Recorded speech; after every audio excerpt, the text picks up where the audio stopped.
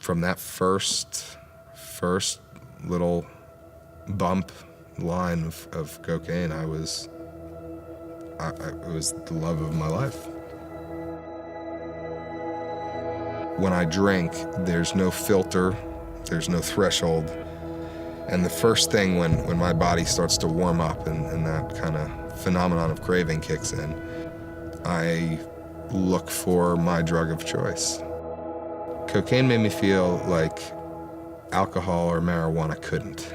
Any insecurity or any self-doubt that existed up until literally the second that cocaine went through the straw into my nose, it was gone. Most people who struggle with cocaine, whether it's powdered cocaine or crack or freebase, I don't care how much money you have, it's the lifestyle that goes along with it. It could be gone quick. On top of losing your money, you'll lose your family and you'll lose everything. I was arrested many, many times and with felonies.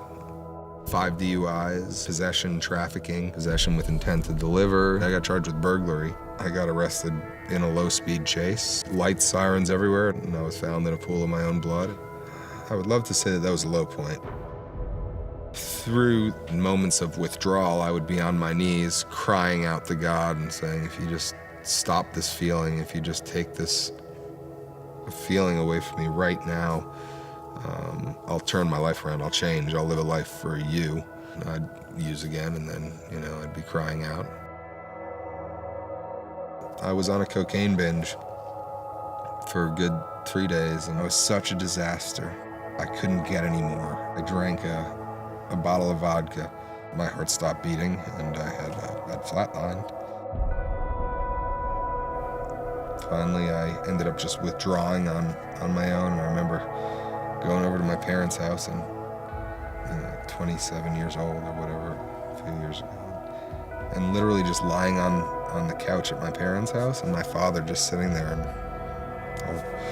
holding my hand, and, putting his hand on my head like any parent would do for a sick, little boy.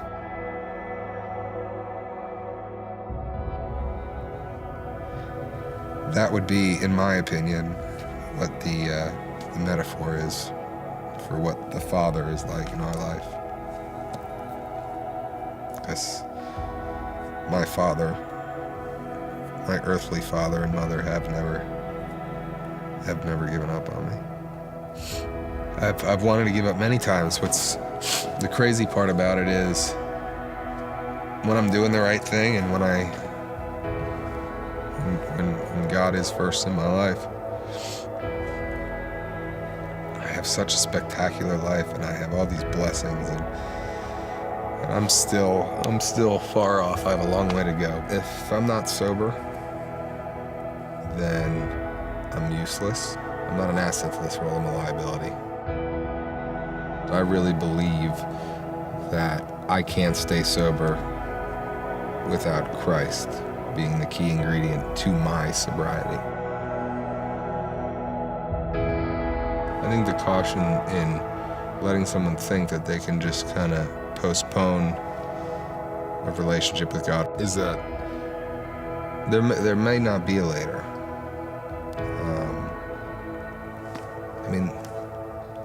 That's real.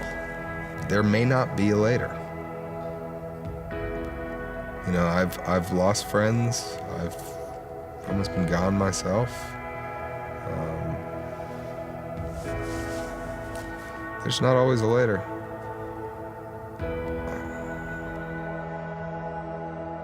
I know I've had my hand held along the way, and I've been guided, and I don't know why.